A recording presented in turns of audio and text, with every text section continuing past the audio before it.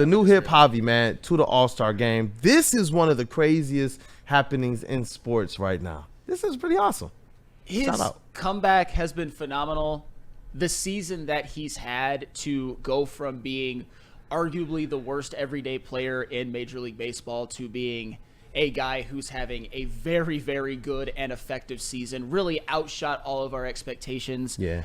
I will never, ever, ever, ever, ever take anything away from that. I'll be grateful for what he's done, even if it's just the first half of the season, eternally. It's awesome to see him make it on like 2 parts what he's done on the field and 1 part aura. Shout out to All-Star Javi. However, and I'm curious to see what the rest of the room in the chat thinks about this. In my opinion, Javi Baez should not have been an all-star starter. Boo. I'm not saying that he couldn't boo. have made it as a, a coach's, just like a manager. Jesus, fun police. Holy crap. I knew you were going to come in. Oh, my God. Justin went from training in the sound booth, so I saw him perk up. He was leaning back. Like, and he I went, know whoa, Buxton whoa, whoa. deserved it over him. Like, seriously, like he probably didn't. But, like, at the same time, like, don't rain on the parade. Like, he has the good enough stats to be an all-star starter. Byron Buxton got the little bit of the Detroit tax that we've been dealing with for the last couple of years that we are not finally privy to worked at in the reverse. moment because of the fact we're the best team in baseball. When you're the best team in baseball, you get nods like this, and Javi Baez got the nod. Hey. Justin, you know I can't do that. You know that I have to be true to myself.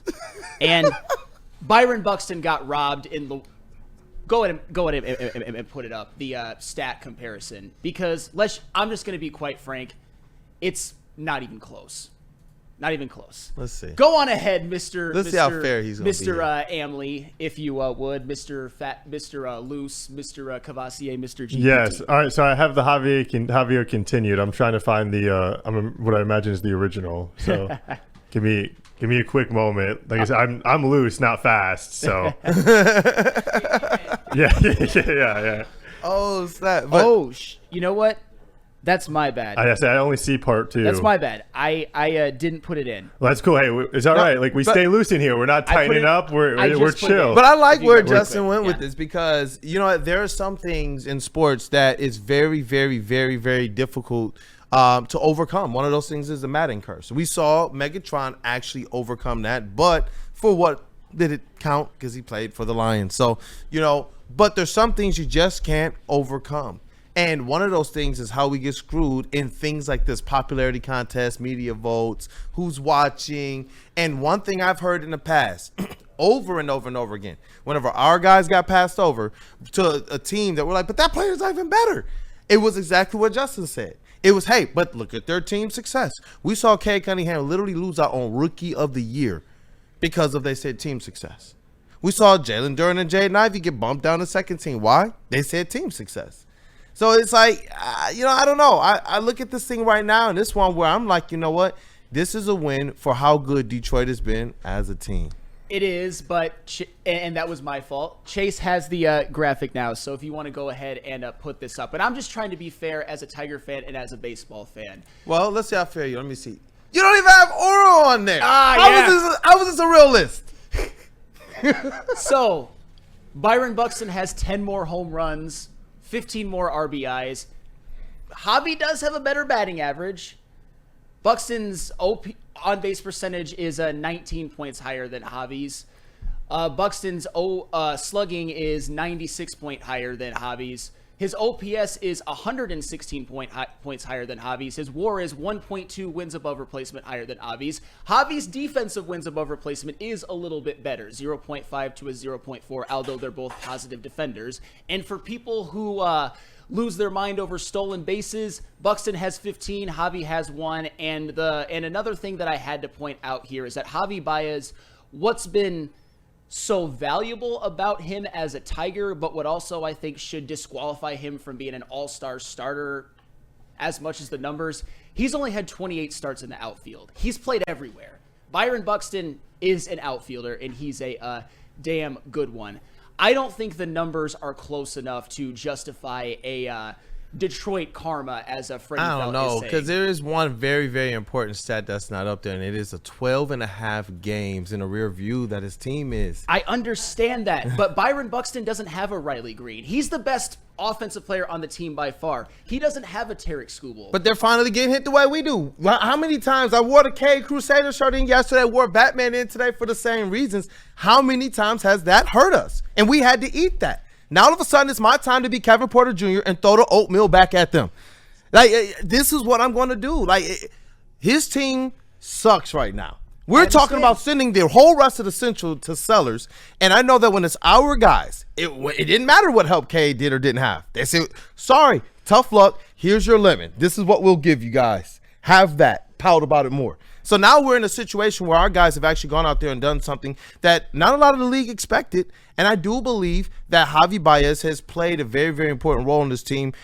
Beyond just the culture stuff and the aura stuff, but who he's been defensively, who he's been versatility-wise, who he's been in that batting box to do what we see him doing with the discipline at the plate and becoming a threat and being a guy who, whatever this team needs him to do, he will do it. Like, I do believe that deserves to be spotlighted the way we've seen it spotlighted for others in the past. And I do. You make some great points because I don't want that to get lost in the shuffle. I don't want my passion for us finally being able to kind of say we got one, because the only way I can say we got one is if I can recognize that this is exactly what's happened in the past. Scotty Barnes, give your trophy to Cade Cunningham. But you get to keep it, and Javi Baez gets to keep this one. Why? Because of the success that he's contributing to as it relates to winning. And everybody told us, when you start winning is when people can actually start to measure your success in terms of actual success. I'm just me personally, and this is my opinion. I know I'm going to get killed. I know nobody's going to agree with me. I'm not penalizing Byron Buxton for the Twins' dumpster firedom. Byron Buxton is the best thing they have by far. And for the record, I've always been a fan of him, not as a Twin, obviously, but as a player. He's one of the best, I would say, what-ifs in Major League Baseball, because if you look at his injury history, it's just very, very extensive, and it's robbed him of potentially a multiple all-star, maybe Hall of Fame trajectory career. But this is the year he's finally staying a bit healthy, and he's putting it all together, and he is absolutely raking and playing good defense on a team in which he has, I wouldn't say he has no help because baseball is a little bit different. There's like 9 people in the lineup, but the second highest wins above replacement on the team in terms of positional players, Harrison Bader at 1.4.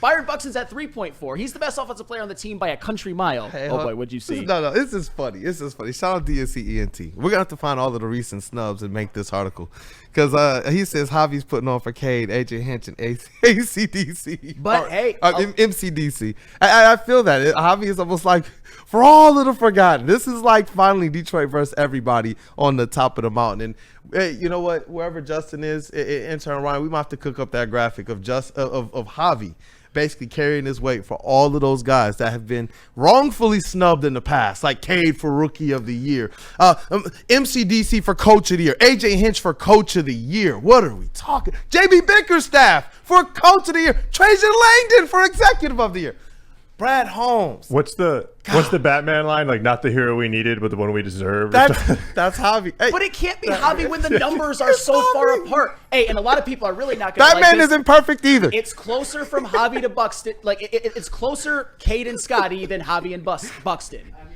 After all the things that we've gotten snubbed over the years with the coaches and all the players, how did Javi Baez, of all people in this city, get the benefit of the doubt of everyone? Of everyone, it was Javi Baez, man. How did Javi break the matrix? Let's go. To me, there's no argument for Javi being on over Buxton. There was an argument for Stephen Vogt over Hinch because the Guardians were better and they won in the playoffs, although playoffs doesn't matter. To me, there was an argument Presti over Trajan Langdon, and I actually made that argument, even if it's more of a Lifetime Achievement Award, but Presti's awesome. With this, I don't know. I think with Javi Baez, he's been great in the role that he's been asked to play in, but I don't think he's an all-star starter. Not saying I want him off the team, not saying I wasn't dead wrong about him never contributing anything on this team. He's proved a lot of us wrong. He shut a lot of us up, but I think a lot of it has to do with the fact that he's Javi Baez, and when he's on, he does become an instant fan favorite, not just in this town, but across the MLB, because he was that with the Cubs back in the day. But why?